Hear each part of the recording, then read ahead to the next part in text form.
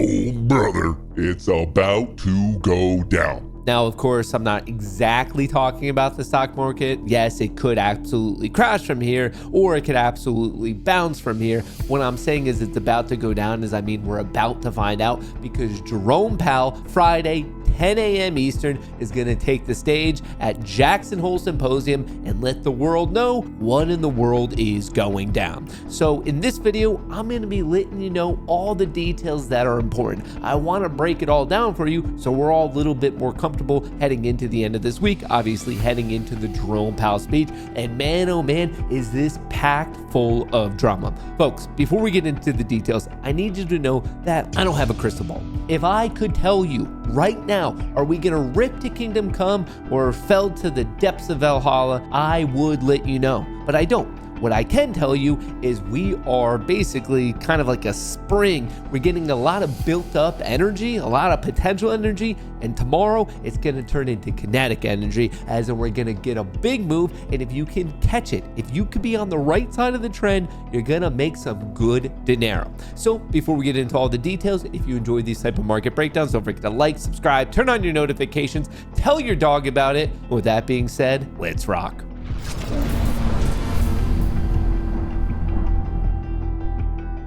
As we're sitting here at market close on Friday Eve, here's the official headline. S&P 500 posts the fifth losing day ahead of Powell's speech. Dow drops 150 points. Not so good. And if you really want to know why it's going down, I know I started this off with Powell. I know the headline says Powell, but it's all because of Cracker Barrel. Apparently, they just went through some sort of giant rebrand, and this is what my youth used to look like. And apparently, the kids nowadays are going to be served with this. So, yeah, I think just as a whole, the universe is kind of swinging back in anger that we no longer have the loved Cracker Barrel. So that's obviously a little bit sad, but on more of a real note, yeah, the market 5 red days in a row. Overall, we still have higher highs, we still have higher lows, but in the short term, that's a pretty brutal pullback in the S&P 500. It's even worse in the NASDAQ, where we're kind of knocking on the door of a legit breakdown. So hold your breath on that one. And then this just keeps getting worse and worse and worse. Bitcoin is actually on the precipice of breaking this low and potentially vomiting back down to the realm of just above 100,000. So this one, I mean, I feel like every single one we went through, like, not so good, get a little bit worse than Bitcoin. You're like, oh, Jesus, what in the world's going on? So I find that it is helpful for the context of these videos to have an idea of what's going on in the larger picture. But when we drill in, you can see what happened intraday today. Little drop, little pop, little drop, and then kind of flat into close. The reason why we had this a little bit of action at the start was because some of the news. An hour before the market opened, we got initial jobless claims, a little bit worse than expected. So was the manufacturing number. But then about 15 minutes into the trading day and then 30 minutes into the trading day, you can see that we actually got some good reports. So that does relate a little bit to the choppiness. Also, the market wasn't too happy about what happened with Walmart. Walmart hiked sales and earnings outlook, even as it says tariff costs are rising. Even though that sounds good, when you read this article, you're going to realize that obviously one of the world's biggest retail stores ended up missing on its EPS. And then obviously when you pair that together with Target yesterday, not such a good situation. Here's a look at the S&P 500. You can see up here in the top right, Walmart, Costco, these consumer defensive plays getting absolutely destroyed. And overall, there's a little bit more of a red tone than a green tone. So taking a step back, and yes, I still want to get you prepped up for Powell and everything to pay attention to. But once again, this is the context that you need to know. The time frame that you're looking at, obviously different time frames have different trends, but I would say the daily, which a lot of us are going to be paying attention to here, higher highs, higher lows. If we snap this trend line, that's a problem. If we snap the 50 EMA, that's a problem. And most importantly, if we snap the Friday, August the 1st low, that's a very big problem. But as of right now, that has not happened yet. Of course, it might happen, but overall, higher highs, higher lows, and we still have positive momentum. It is looking a little bit weaker in the NASDAQ, and we might be breaking down, but we still have this low, we still have the 50 EMA, and then of course, as I've already alluded to, Bitcoin, we broke the trend line, we broke the EMAs, we broke the 50 EMA, and now we're at that low. Obviously, fingers crossed that that can actually hold. So that's a little bit about price structure, that's a little bit about price momentum, but I do want to get a little bit into the internals and point out again today was the second day in a row that the big players sold early in the morning and kind of bought up into close. That once again happened today. In fact, they even sold less, but still, for whatever reason, they're deciding to buy into close. So just giving you a little bit of context there for just like the first layer data related to equities. But let's take a look at the second layer data. Here's what's going on with the S&P 500. It looks like someone's heart who's probably on some amphetamines doing something they shouldn't. It's up, it's down, it's up, it's down. This is the telltale sign that the market has no idea what it wants to be doing.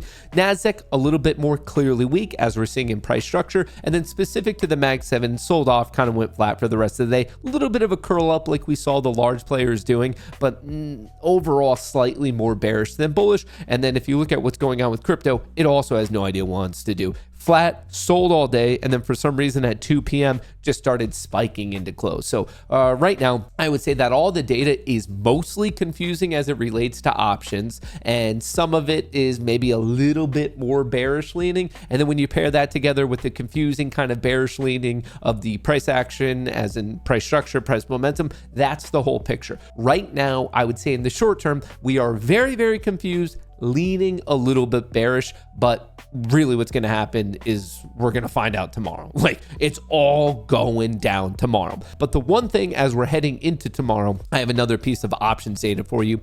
For tomorrow, Friday the 22nd, you can see there's 73,000 calls in play, 112,000 puts, as in there's about 50% more puts into play. So that is another piece of evidence that I'm like, all right, like what's going on? Why is there this giant spike at 6,300? So just something for you to consider. So now that we have a better idea of like the structure here, once again, the big show, 10 a.m. Eastern, Friday, the 22nd, when we're going to find out, is Daddy Powell going to save the market and pump us up to new highs, or is he going to absolutely murk us? And to understand this story, you better sit back, kick up your feet, get a bowl of popcorn, because this is some bachelor level drama we have going on. Trump turns up the heat. Fed Chair Jerome Powell tries to keep his cool. Now, to clarify, most of the time with these events, you have hardcore financial nerds arguing about yield curves and bond prices and this, that, the other thing, the exact thing as a hot girl you'd want to hear at the bar.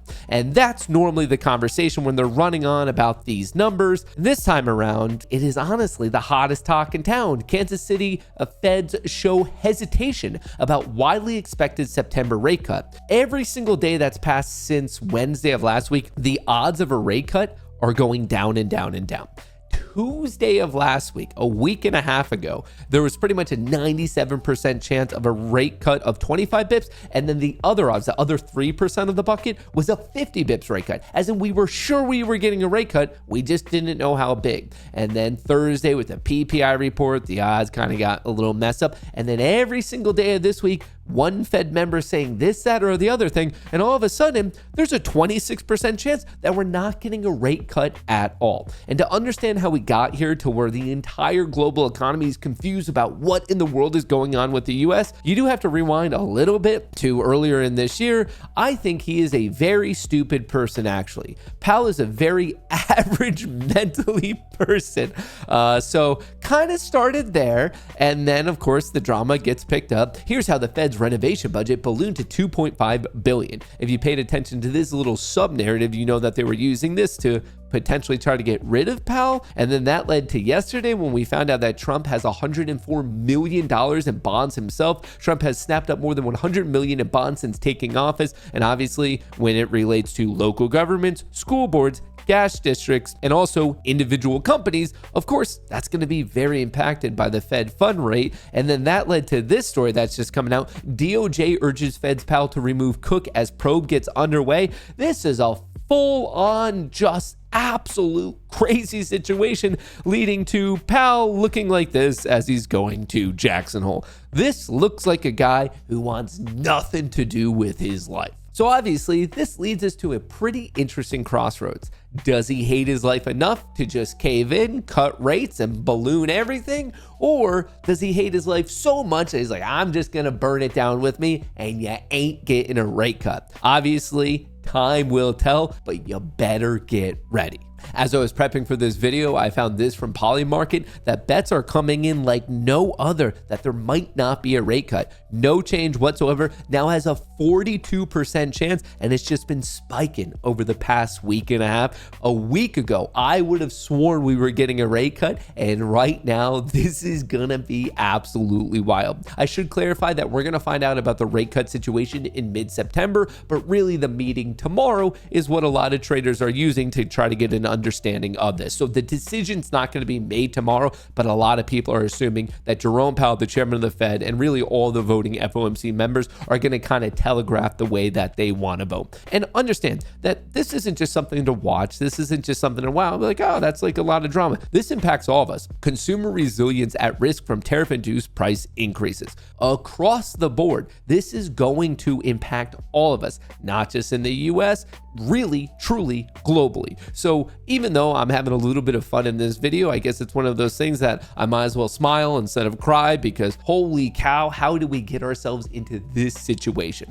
Bottom line is this: be prepared. Don't over leverage. Don't make hero trades, because if you can catch the trend, there's a very high odds probability that's going to be a large trend, and just ride it and ride it and ride it to make your money. And even though I always think it's silly to predict these types of things, in fact, I think you make more money from just reacting, I figured why not ask all of you in a comment below. Let me know your best guess of what Powell is going to do. Do you think that he's going to say a whole bunch of nothing? Is he going to come out swinging and fight Trump? Do you think we're going to get the rates cut, or do you think they're not going to change them at all? I would love to hear from you in a comment below. And obviously, I'll catch you in the live show tomorrow morning, 9 to 11, and we're going to be watching that smack dab in the middle. I hope to see you there. I appreciate all the good vibes. I'll catch you in the next one. Peace.